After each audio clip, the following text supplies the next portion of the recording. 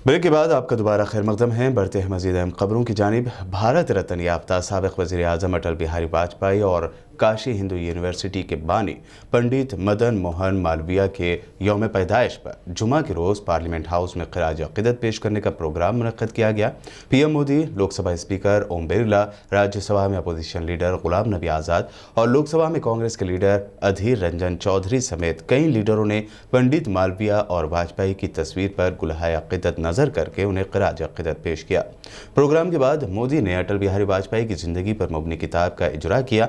Lok Sabha secretariat की जानिब से शाये इस किताब में मिस्टर वाजपेयी की जिंदगी के सफर पर रोशनी डाली गई। इसके साथ ही उनकी तकारीर भी शामिल की गई हैं। किताब में उनके अवामी जिंदगी से वाबस्ता कुछ नायाब तस्वीर भी मौजूद हैं।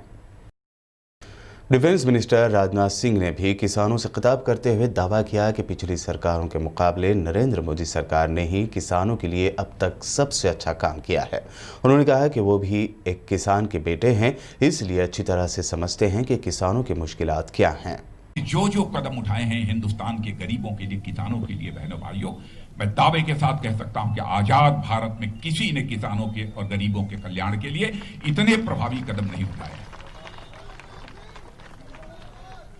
मैं उन सारे कार्यक्रमों की यहां विस्तार में जाकर चर्चा करूं, लेकिन समयाभाव होने के कारण, क्योंकि 4-5 मिनट का समय बचा है, इसलिए बहुत विस्तार में जाकर मैं यहां पर उसकी चर्चा नहीं करना चाहता।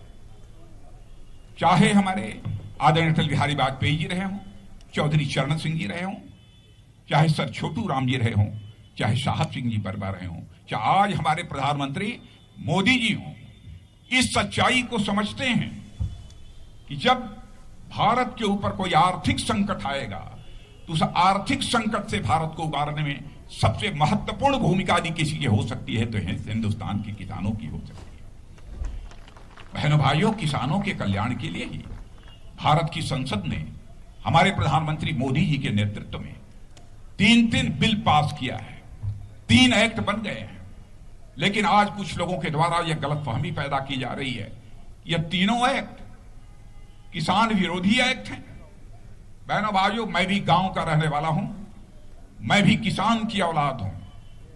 हमने भी खेतों पर जाने का काम किया है, अपने पिता के साथ, अपने भाइयों के साथ खेतों पर हमने भी जाकर खेती बाड़ी को अच्छी तरह देखा है और समझा है। राजधानी दिल्ली के मेहरौली में एक अवामी जलसे से खिताब करते हुए होम मिनिस्टर अमित शाह ने जहां राहुल गांधी समेत कई अपोजिशन लीडरों पर तनकीद की, वहीं किसानों से वादा किया कि उनके अकाउंट में 18,000 करोड़ की रकम डायरेक्ट ट्रांसफर कर दी जाएगी। विपक्ष के सारे नेता, ये राहुल बाबा समेत सारे नेता कहते थे कि किसानों का ऋण माफ करो। 10 साल तक कांग्रेस की सरकार रही, यूपीए की सरकार रही। 10 साल में उन्होंने 60,000 करोड़ का ऋण माफ किया था। कितना किया था भाई, जोर से बोलो जरा, कितना किया था? नरेंद्र मोदी जी ने 2.5 साल के अंदर ही 10 करोड़ किसानों को 95,000 करोड़ रुपया सीधा इसके बैंक अकाउंट में डाला। और आज वो 95,000 करोड़ के बाद और 18,000 करोड़ रुपया किसानों के बैंक अकाउंट में जाएगा। बीच में कोई बिचौलिया नहीं होगा। क्लिक करते ही किसान भाइयों आपके अकाउंट में वो पैसा पहुंच जाए। वज़ीर आज़म मोदी के जरिए किसानों के अकाउंट में पैसे जमा करने के ऐलान पर एनसीपी ने तनकीद करते हुए कहा कि जब इलेक्शन आते हैं या हुकूमत पर कोई परेशानी आती है तो किसानों के अकाउंट में पैसे जमा होते हैं। वाज़ेह है कि हुकूमत की जानिब से ऐलान किया गया है कि किसानों के अकाउंट में जुमा यानी आज 6-6 हज़ार रुपये जमा किए जाएंगे। एनसीपी लीडर नवाब मलिक ने वज़ीर आज़म मोदी से सवाल किया कि किसानों को 6,000 रुपये देते हैं और फिर उनकी वापसी के लिए किसानों को नोटिस भी रवाना करते हैं, आखिर ये हो क्या रहा है? उन्होंने कहा कि वज़ीर आज़म किसानों से बातचीत करने वाले हैं और इस बातचीत में बीजेपी के ही कारकुनान नजर आएंगे और प्रेस कॉन्फ्रेंस के जरिए झूठी तशहीर कराई जाएगी। बीजेपी ने नीतीश कुमार को एक और झटका दिया है। अरुणाचल में जेडीयू के 6 एमएलएस को बीजेपी ने अपनी पार्टी में शामिल किया है।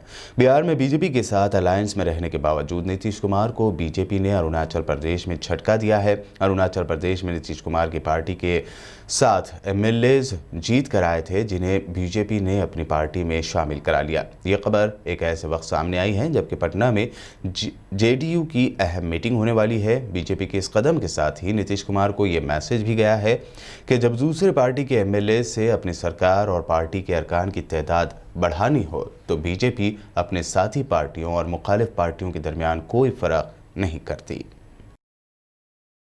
उत्तर प्रदेश के मुजफ्फरनगर फसादात से जुड़े मामले में 3 बीजेपी एमएलएस के खिलाफ दर्ज केसेस को वापस लेने की तैयारी की जा रही है। बीजेपी एमएलएस पर दर्ज केस को वापस लेने के लिए यूपी की योगी सरकार ने अर्जी दी है। सरकार के इस कदम को लेकर एआईएमआईएम के सुप्रीमो और हैदराबाद से रुकने पार्लियामेंट असदुद्दीन ओवैसी ने योगी आदित्यनाथ पर कड़ी तनकीद की है। असदुद्दीन ओवैसी ने अपने एक ट्वीट में लिखा कि 2017 में उत्तर प्रदेश के सीएम ने खुद उनके खिलाफ दर्ज कई मुकदमों को वापस लिया था। अब न उनके बाकी साथियों के साथ वो खड़े हैं। जब सरकार ही मुजरिमों की हो जाए तो सबसे पहला इनकाउंटर इंसाफ का होता है। इस सिलसिले में असदुद्दीन ओवैसी ने अपने ट्वीट के साथ योगी सरकार की अर्जी डालने वाली एक खबर को भी अटैच किया है। सुपरस्टार रजनीकांत को हैदराबाद के अपोलो अस्पताल में भर्ती करवाया गया है। खबर है कि रजनीकांत अपनी एक फिल्म की शूटिंग कर रहे थे, जिसके दौरान उन्हें ब्लड प्रेशर की दिक्कत होने लगी। इस फिल्म की शूटिंग कुछ दिनों पहले बंद कर दी गई थी। वजह थी क्रू के 8 मेंबर कोरोना पॉजिटिव पाए गए थे। रजनीकांत का भी कोरोना टेस्ट कराया गया था, ताहम वो नेगेटिव निकला। उन्हें ब्लड प्रेशर की शिकायत बताई गई। रजनीकांत को लेकर हैदराबाद के अपोलो हॉस्पिटल से बयान जारी किया गया, जिसमें उनकी हेल्थ अपडेट दी गई है। डॉक्टर्स के मुताबिक रजनी का ब्लड प्रेशर काफ़ी बढ़ और घट रहा था। उन्हें अस्पताल से छोड़ने से पहले सीरियस मॉनिटर भी किया गया। हिंदुस्तान ने एडिलेड टेस्ट में मिली ज़बरदस्त शिकस्त के बाद ऑस्ट्रेलिया के खिलाफ कल हफ्ते से शुरू होने वाले दूसरे बॉक्सिंग डे टेस्ट के लिए अपनी टीम में बड़ी तब्दीली की है। सलामी बल्लेबाज शुभमन गिल और हैदराबाद के तेज गेंदबाज मोहम्मद सिराज अपना टेस्ट डेब्यू करेंगे, जबकि ऑलराउंडर रविंद्र जडेजा और विकेटकीपर बल्लेबाज ऋषभ पंत की टीम में वापसी हुई है।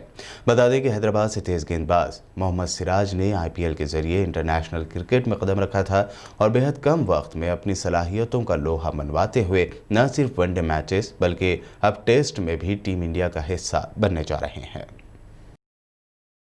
और अब आखिर में हेडलाइंस पर एक और नजर। तुर्क जबान में अजान और नमाज की अदायगी के सवालात पर तुर्क रिलीजियस मिनिस्ट्री ने दिया बयान। कहा, कुरान अरबी जबान में है उतरा, इसीलिए अरबी में ही अजान और नमाज को कायम करने की इजाजत, किसी सूरत में तब्दीली मुमकिन नहीं।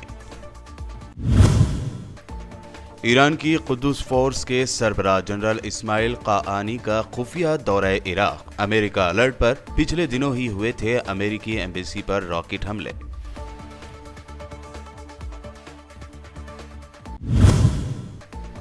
चीन में उइगुर मुसलमानों पर मुजालिम का सिलसिला जारी। अमेरिका ने फिर जाहिर की तशवीश। माइनॉरिटीज कम्युनिटी की नस्लकुशी की तफसीली तहकीकात का अमेरिका ने किया मुतालबा।